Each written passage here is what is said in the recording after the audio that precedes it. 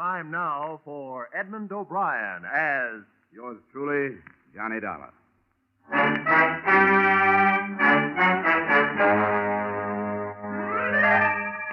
Edmond O'Brien in another of the adventures of the man with an action-packed expense account, America's fabulous freelance insurance investigator, Johnny Dollar.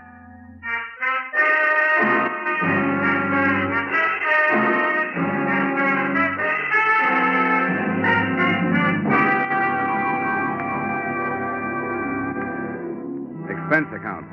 Submitted by Special Investigator Johnny Dollar to Home Office, Intercontinental Marine Insurance Company, Hartford, Connecticut. The following is an accounting of my expenditures during my assignment aboard the SS Malay Trader, the ship with no port of call. Expense account, item 1, $80. Transportation from Hartford to Savannah, Georgia, where, after pausing only to grow a beard and deck myself out in seaman's garb, I proceeded to the local hiring hall of the Seamen's Union.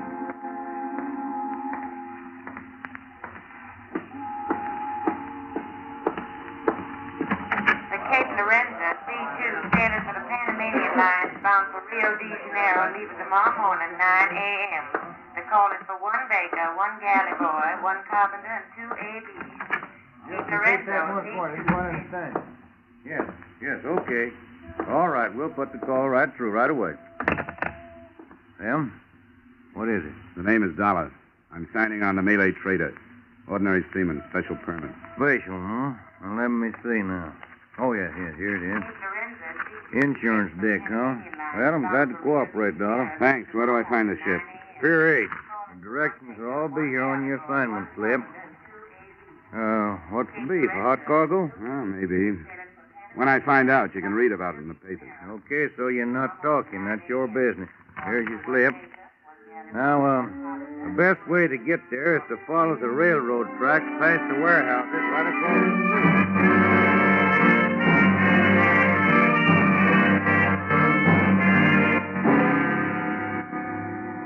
My new home, when I found her, looked neither pretentious, comfortable, or even seaworthy.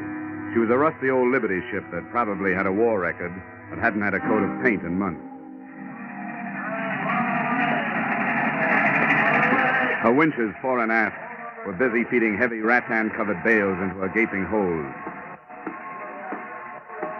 Her decks were alive with longshoremen, and set against all that activity, a bulky gent wearing an officer's cap lolled on a stool near the head of the gangway, idling time with fingernails and a penknife. Yeah? What's your business? I'm signing on. Where do I find the chief officer? You found him. I'm all set. Let me see your slip.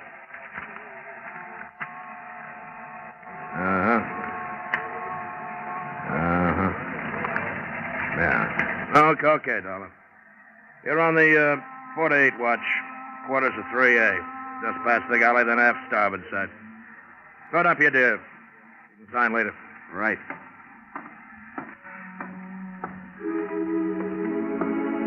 So far, the spy story method seemed to be working.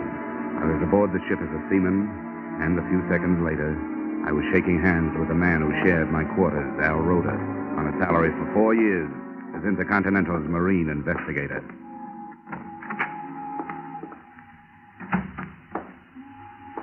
Johnny. Hi, Al. Hey, it's been a long time. How are you? I'm fine. It's good to be working a case with you again. Hey, is it all right to talk in here? Yeah, but let's keep it down. I've been on this tub since it left Singapore, and nobody's on to me yet. But play it cagey on deck. How much did they tell you in jolly old Hartford? Well, they gave me just the basic situation, that Intercontinental insured a bunch of crude rubber from British Malays before the devaluation of the British pound sterling. Half that, I understand, burned in a warehouse in Singapore. You bet, to the tune of over 100,000 insurance bucks. I flew out there. Signs of arson, but no proof. I followed the other half of the crop here to Savannah.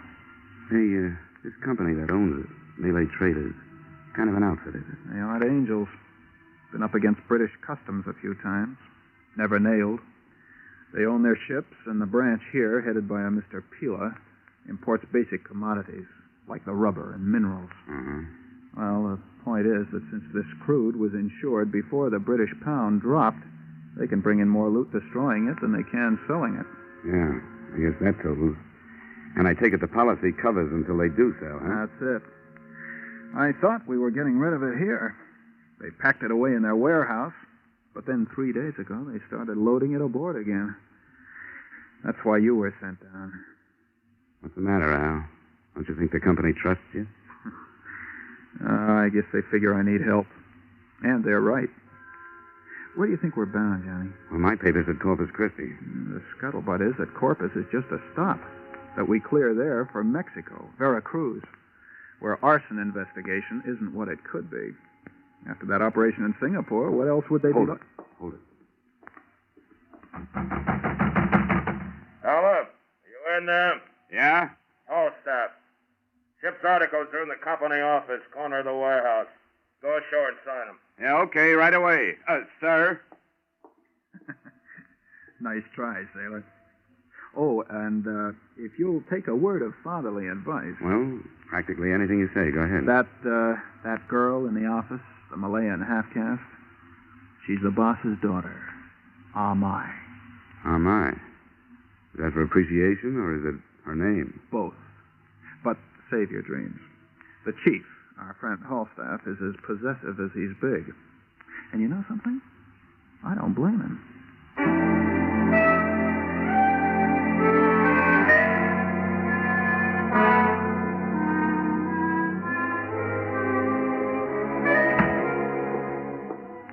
I didn't blame Halstaff either after I saw Amai. You could tell she had enough Occidental know-how to be proud of what the Oriental did to her looks. Amai indeed. Good afternoon. Hello. I'm here to sign the articles. I'm the Malay trader. What, please, your name? Dollar, Johnny Dollar. Dollar. Are you a very thrifty man, Mr. Dollar? Well, hardly. My name is usually the only one I have to my name. Your signature right here. I wish I were sailing with you. What? What did you say?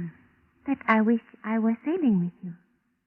I have begged with my father, but he will not let me go with him. Oh, your father's going with us, huh? I didn't know that. I will beg some more. Once again, please, your name right here. You have nice hands, Mr. Dollar. Nice, huh? Now, why'd you say that? I see so many hands here on my desk, so I notice them. Some are big and lumpy. Some are short, some are dirty. And in Stewart's department, some are clean from dishwashing, but all wrinkly. I see. Well, I'd better get back to the ship. Thanks. Thank you. We hope that conditions during your voyage will meet with your approval, and that you will accept employment with Malay traders again.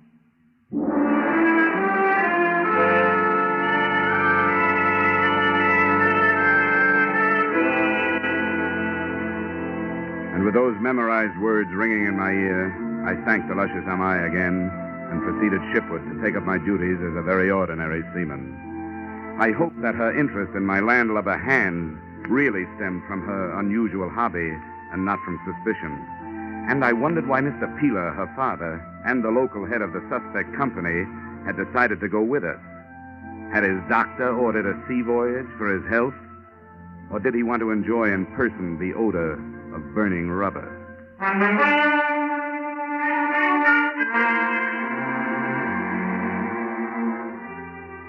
The next afternoon, the cargo had all been brought aboard. The ship was made ready for sea. And I had sustained, along with multiple cuts and bruises, the ire of the bosun because I didn't know the difference between a preventer and a topping lift. But by the time night fell and the Malay trader was plunging down the Atlantic coast, I knew one thing. The sailor's life is not for me.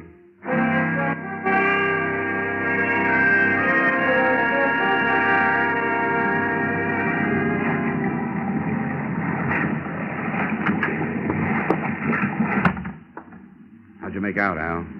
Well, nothing new. Scuttlebutt is still Veracruz, but there's something screwy about it, Johnny. You develop a nose after you've snooped as many ships as I have. There's something wrong aboard. What? Besides my seamanship? The old man? Yeah, a lot of little things. course we're on for Florida Straits, the readings on the ballast gauges.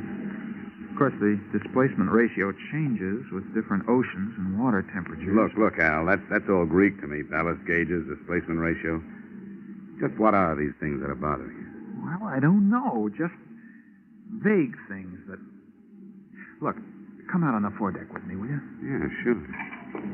Probably just this overactive nose of mine, but...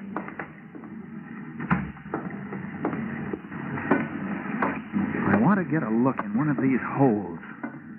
Now, there's a hand standing look bow, and if you'll go up there and keep his attention, I'll slip into the escape hatch of number 2. All I'll need is about 10 minutes. I'll meet you in the cabin.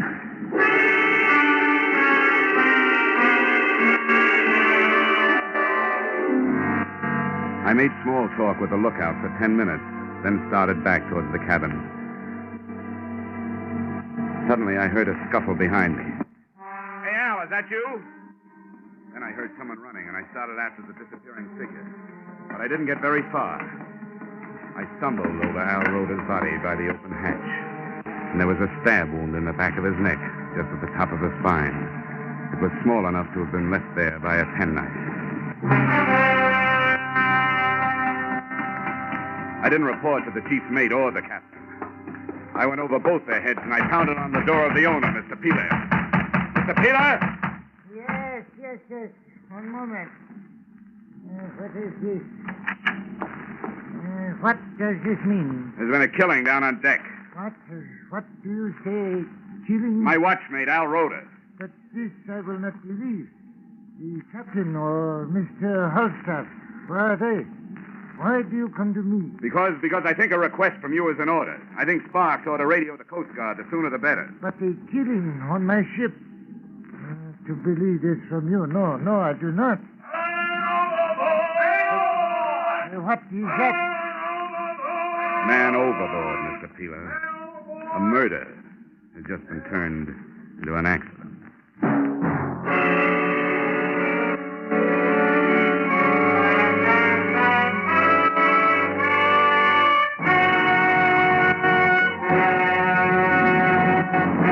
In just a moment, we return to the second act of Johnny Dollar. But first, Kitty Callan will join Vaughn Monroe's caravan along most of these same CBS stations this Saturday night. And on the CBS Gene Autry Show, the King of the Cowboys will bring you Ramona, When the Bloom is on the Sage, and many another Western favorites. The Vaughn Monroe Caravan and the Gene Autry Show are heard every Saturday night. Hear them tomorrow night in an hour of Top Pops and Sagebrush Symphonies. Now, with our star, Edmond O'Brien, we return to the second act of yours truly, Johnny Dollar.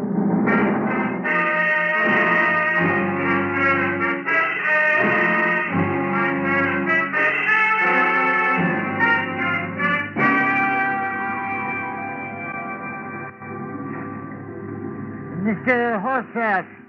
Mr. Horstaff, you please come here, Mr. Horstaff. Yes, sir.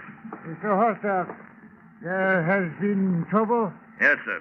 One of the crew fell overboard, sir. Then talk with this young man. He speaks of killing. Killing? Oh, it's you, Dollar. What's this guff about killing? Al Roda. He was stabbed in the back of the neck with a small knife. This man is either drunk or crazy, Mr. Peeler. Yes, most certainly. I just stepped out on deck to check the running lights before I turned in. Saw the man leaning over the rail. He was sick. The ship rolled and he went over. Have it your way. I guess that was a life jacket I stumbled over, huh? What are you doing about the man overboard? I'll thank you to remember your place on this ship. I do, but I also remember Al Roda. Doing what's prescribed by maritime law, I'm changing my course to circle and search the area. Yeah, how about the Coast Guard? I'll be notified in due time. I'll either go to your quarters or get forward with the rest of the crew and look for this guy you're so worried about. Where are you going? The radio room. Even I know the Coast Guard gets first bid. You listen to me, Dollar. I'll have you up before a commission board and you'll never ship again if you don't obey my order. And the boilers. You better get to your lifeboat station, Mr. Peeler.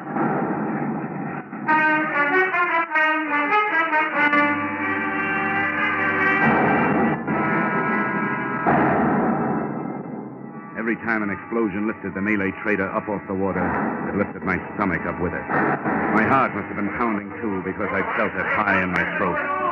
And feeling that big seagoing box of steel plates and bolts shuddering under my feet, painted sweat on my forehead, and big, sticky flashes of real fear on my soul. This would be getting dead the hard way.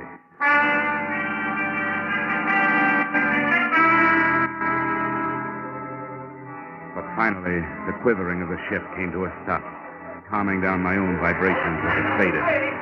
Then the tub started to lift, giving me a new reason for keeping my mind off of taking a cut at Falstaff with the closest fire axe. The crew got panicky as a bunch of kids in a burning school. And while they fumbled with the lifeboats, I took a last running look at number 2 hold. There were still bloodstains on the deck where I'd found Rhoda. And next to them, besides the open hatch, I found something that Falstaff hadn't realized he'd lost, or hadn't had time to look for.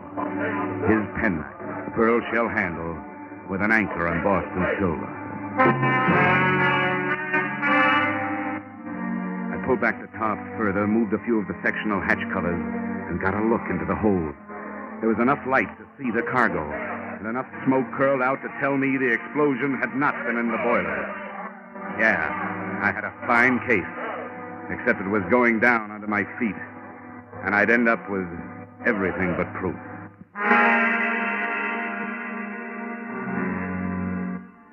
It was shortly after dawn when the Malay trader finally settled by the bow and went into a final plunge. Everybody in the lifeboat turned and watched her go. The water quieted over her, and the only traces left were the hatch covers I'd pulled loose.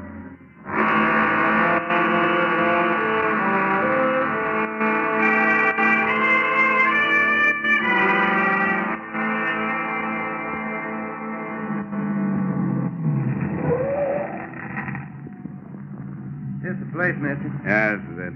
That'll be, 280. Yeah, here you are. Keep it. Oh, thanks.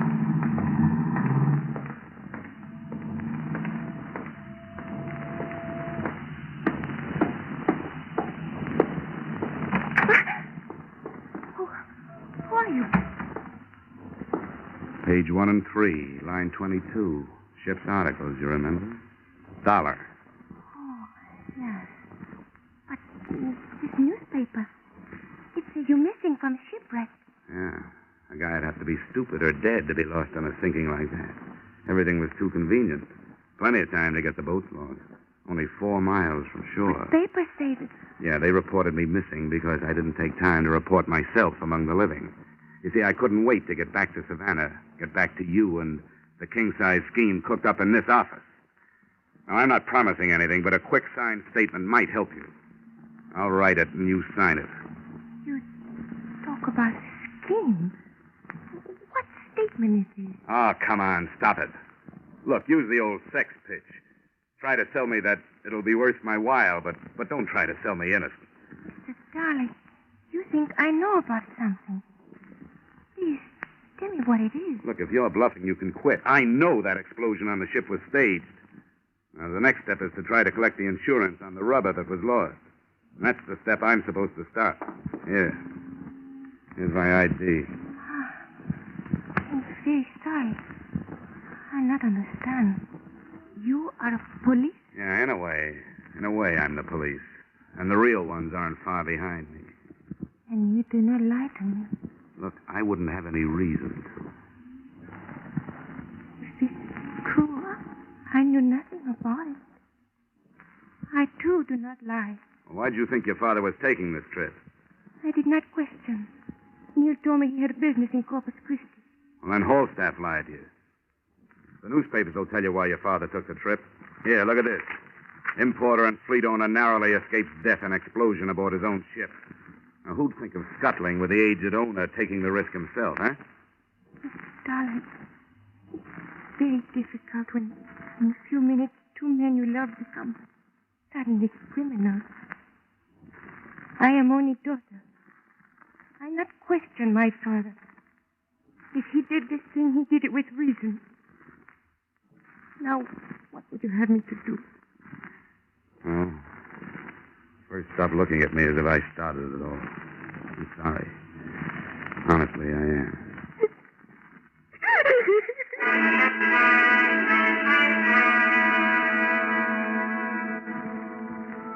clear to me now that she wasn't lying. To hide my embarrassment, I read through the newspaper accounts of the sinking again while she recovered herself. There were air photographs of the huge oil slick the sinking ship had left on the surface, the only reminder now that the hatch covers had drifted away. The lack of wreckage was mentioned in the stories, and I remembered Al Rhoda worrying about ballast and displacement. I looked up the number of a local chemist, and I made a phone call.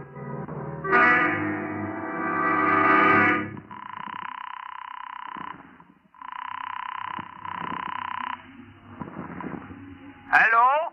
Listen, Doc, this may sound like a silly question, but it could be important. Does crude rubber float? Crude rubber? Do you mean perhaps latex? Yeah, whatever you call it. The way it comes into the country, wrapped in rattan, will it float? Oh, specific gravity. Wait, I think. It decreases as the temperature rises. You see, normally specific gravity is a little less than that of water. Yeah. It would float. Yeah, it floats. In the hold of a sunken ship, with a hatch partly open, it would force its way out and come to the surface? Yeah, it floats. Yeah, but it didn't. Thanks. Am I? Yes. How many warehouses does Malay traders have here in Savannah? Only the two. Here on the waterfront, huh? Was anything moved out of them last night? After the ship left? No, nothing was moved. Mr. Dollar, what does this mean? Am I want you to wait here in the office for your father. When he comes, I want you to tell him that I'll be waiting for him in one of the warehouses and that I know the truth.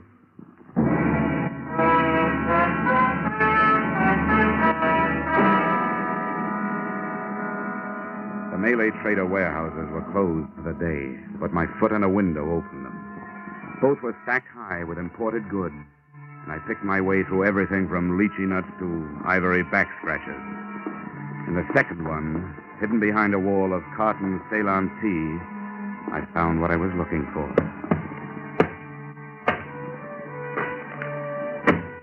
They were unlabeled wood crates. I opened one, and the resilient mass inside was crude rubber, still on dry land and still insured. All right, Dollar, hold it. Hold what, Holstaff? There's nothing left to hold. What do you mean by that? That for me, everything is finished, wound up. Time for the law.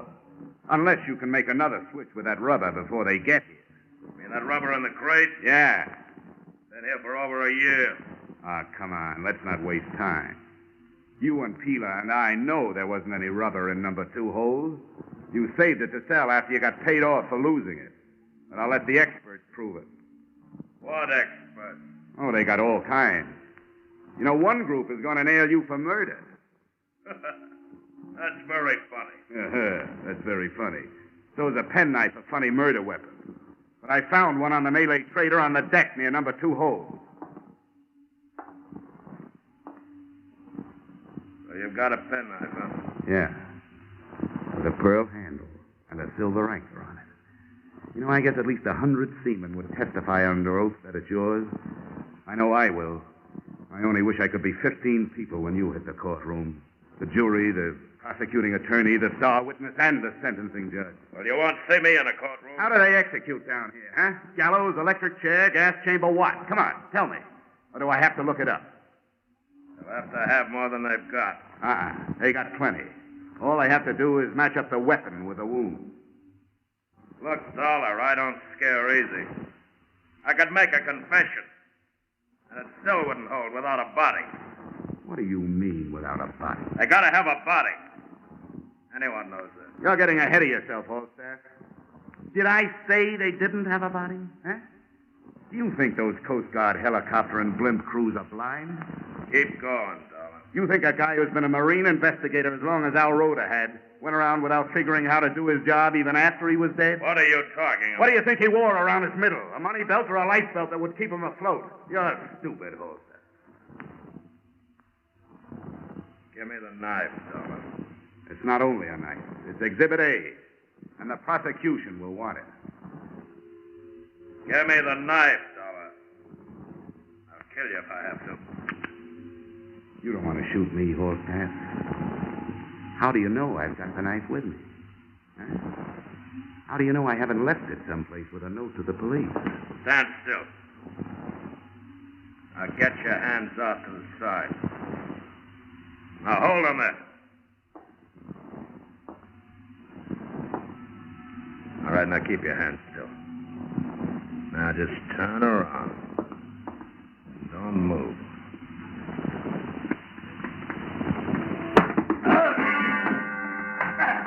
It wasn't time for Queensbury rules. He was close to me, and I used my feet. The first one landed on his shin, and the same movement, I fell forward on my hands and kicked out with both feet.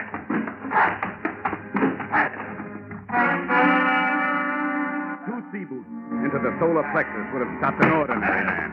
And after I gave him a couple more, the big chief mate turned into just that, an ordinary man.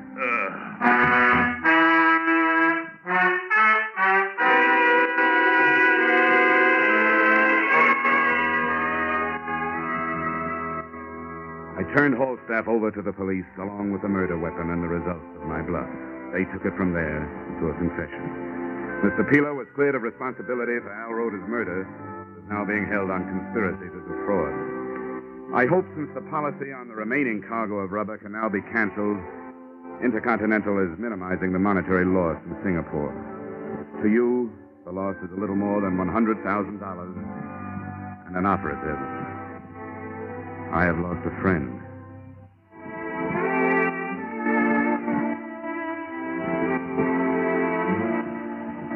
Expense account item 2, $63. Getting my foot on a bar and my chin off my chest while waiting for a train to take me out of Savannah.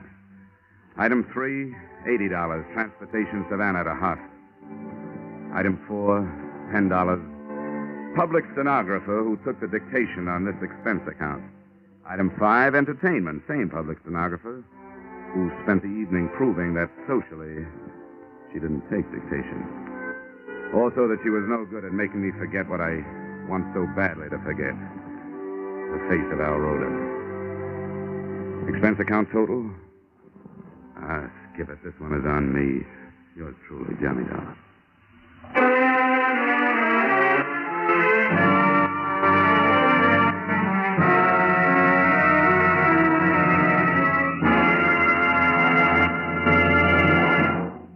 Yours truly, Johnny Dollar, stars Edmond O'Brien in the title role and is written by Paul Dudley and Gil Dowd with music by Leith Stevens. Edmond O'Brien can currently be seen starring in Harry M. Popkin's United Artists production, D.O.A. Featured in our cast were Lillian Byatt, Barton Yarborough, William Conrad, Elliott Reed, and Robert Griffin. Yours truly, Johnny Dollar, is produced and directed by Jaime Del Valle.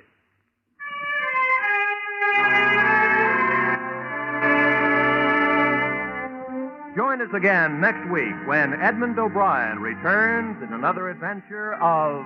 Yours truly, Johnny Dollar.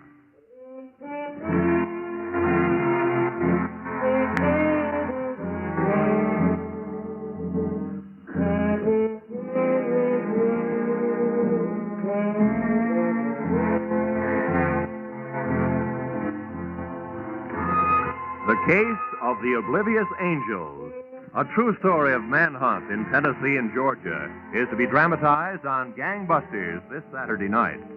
The story will have narration by the chief of police who directed the successful search for the bandits. So for a half hour of real adventure, as experienced by our forces combating crime, listen in this Saturday on most of these same CBS network stations to Gangbusters' story, The Case of the Oblivious Angels. This is Roy Rowan speaking.